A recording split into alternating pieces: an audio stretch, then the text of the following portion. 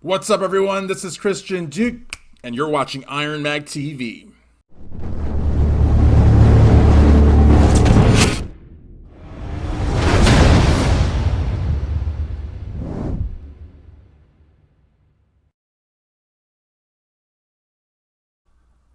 Welcome back, guys. You're watching IronMag TV, brought to you courtesy of IronMagLabs.com. Remember to make your mark with IronMag Labs. Always use discount code IML15. It'll save you 15% off site-wide. That's right, folks. You don't have to go on a special day, a special week, a special time. All year round, IML15 saves you 15% off. We've had a very interesting week in bodybuilding. Of course, last weekend was the Tampa Pro. A lot of people in the fitness industry, including some websites, might I add, threw a little bit of shade at Tim Gardner and his team saying, this show's not going to happen. It's going to get canceled. It's going to get postponed. All of that positivity, right? Well, some websites aren't exactly pro-NPC, even though they claim they support all federations. Me personally, you're either 100% NPC or you're just not. And the reality of the matter is that the Tampa Pro was a huge success. Hunter Labrada actually won his pro debut. And that is an article that I wrote at Iron Magazine. And we'll talk more about ironmagazine.com later on in the video. But that's an article that I wrote about a month ago, actually more than a month ago. It was the first week of July now. And in that article, I went above and beyond little puny Nick Strength and Power, who said, Hunter might do real well and might crack top 10. I said, no. I said Hunter could win the show. Now, if you don't know who Hunter Labrada is, he is the son of IFBB Hall of Fame bodybuilder Lee Labrada, the giant killer Lee Labrada. And so I interviewed Hunter at the 2018 NPC National Championships in Miami, Florida, where he won the overall in men's bodybuilding. Less than 2 years later, he totally reinvents himself, and he showed his progress, showed his journey all over social media. And I mean, any bodybuilding handicapper could see that the kid was going to do real well at his pro debut. But I said, he could win the competition, and that's exactly what he did.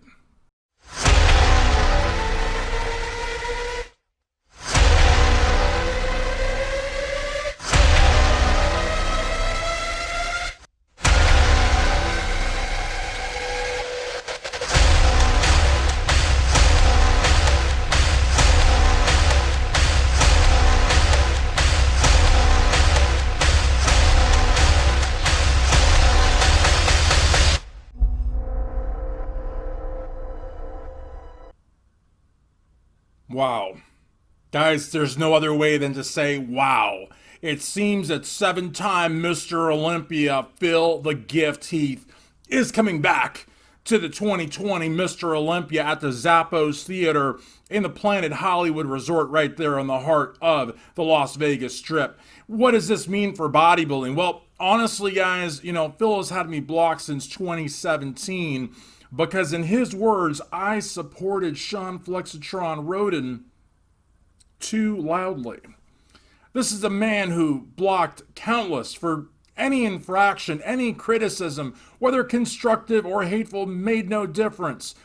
I don't feel that Phil grew bodybuilding. I feel that Phil got some victories over Kai Green, over Sean Roden that, quite frankly, were pretty blatant. And so he's not the champ now.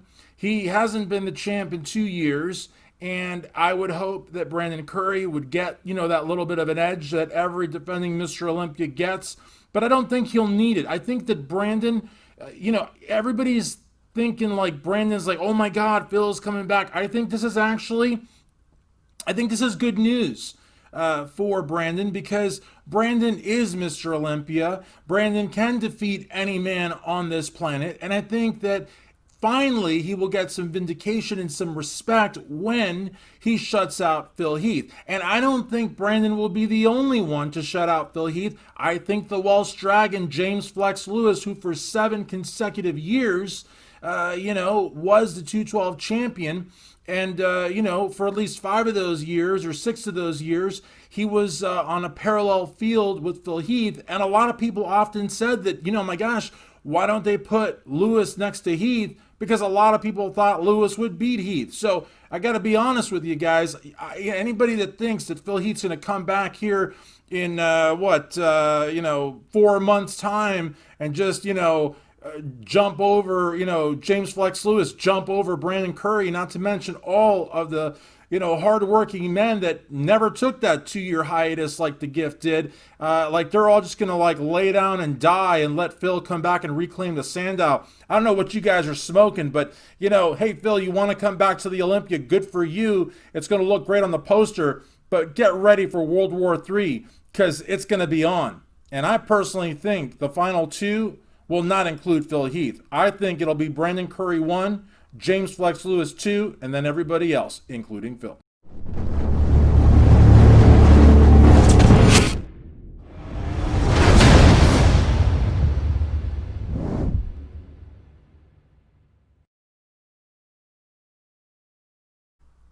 Okay, so real quick, we're going to talk a little bit about IronMag TV, but before we do, I want to remind you guys to log on to IronMagLabs.com.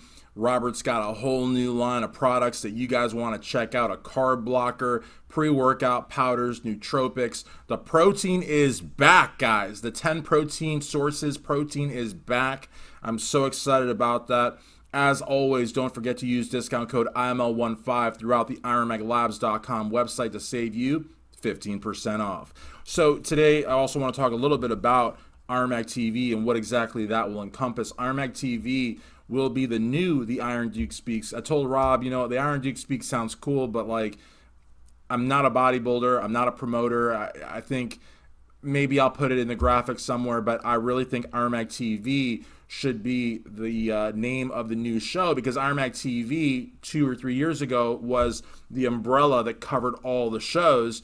And so I think it would be very fitting as we come back to the air, as I regain control of the YouTube channel and some of the social media platforms and help our team as well, is that we start the new show with the name of the old network and then we continue on. It is my hope that we bring back, I'm going to say it, there's people have been speculating because I've been talking about it, but it's my hope. And again, I don't write the checks, I don't have control of the money, and I certainly don't tell Rob what to do. A few years ago, I'm not gonna get into that, but a few years ago, there was some folks that were saying stuff to that effect, which I think is ridiculous.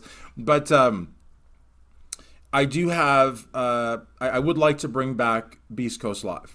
So I'll just go ahead and put that out there, because there's been some speculation. I've received some emails from folks asking me, some DMs especially. Nobody really emails anymore, but mostly like DMs. People asking me if Greg Valentino was the person that I was thinking about, trying to bring back. And, I think Greg is very talented. I don't think Greg would be interested given all of his many, projects. But no, I was talking about Beast Coast Live. As you guys remember, towards the end of IronMag TV, Chris became my right-hand man, and I bounced a lot of ideas off of him. I talked to him a lot, and I would say that last month and a half, he was just very, he helped me a lot, and so I appreciated that very much.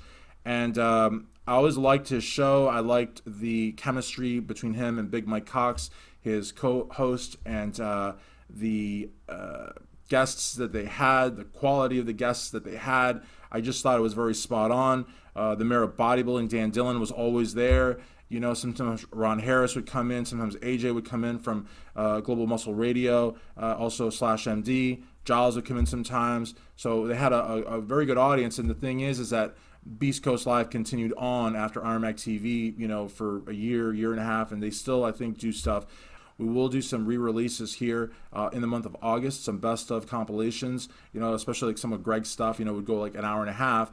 Sometimes people wouldn't hang for the hour and a half and they'd miss some of the good nuggets in there. So we're going to come out with probably some best ofs of all of our former hosts, including Greg Valentino, including Big Frank, including Comerica Muscle, who had a very short run, including Rick Drazen.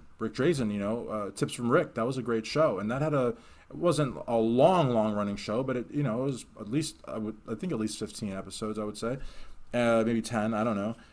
So look out for that. And also log on to ironmagazine.com for some amazing articles. And there's a great article that Matt wrote some time ago titled, "Why Can't People Let Rich Piana Rest in Peace?" And in that article, which I highly recommend that you all read, all of the links to these articles will be available in the descriptions on YouTube and Facebook. Is that in that article, Matt talks about how whoever has control of Rich Piana's YouTube channel is still getting money because all those videos are monetized, and they're coming out with videos like the one he mentioned in his article where Rich Piana was basically responding to Rich Gaspari. Now, mind you, Rich Piana has not been with us for 3 years. So when somebody on that channel puts a video out of basically Rich Piana laying into Rich Gaspari, that's totally not cool. That was 3 years ago. You're putting that out as if it were new, and you're making money off of it. And so he asked a very good question. Who controls Rich Piana's YouTube channel? I don't know. I don't know. He doesn't know. Maybe you don't know. I don't know. And so what he does say in the article that I think is very powerful is, why doesn't the persons or the person who controls that account, why don't they give up the rights to the channel? Because Rich never said anything about what would happen to the channel if he died. The assumption being that it would stay up, but it would go dormant. And it hasn't. It's actually been quite active. And that'll do it for this week's edition of IronMag TV. I hope you enjoyed the debut episode brought to you courtesy of IronMagLabs.com. Make your mark with IronMag Labs. Don't forget to use discount code IML15 to save 15% off site-wide. And in the next editions of IronMag TV, expect there to be interviews, also giveaways, raffles, and reviews on Robert's whole new line available at IronMagLabs.com.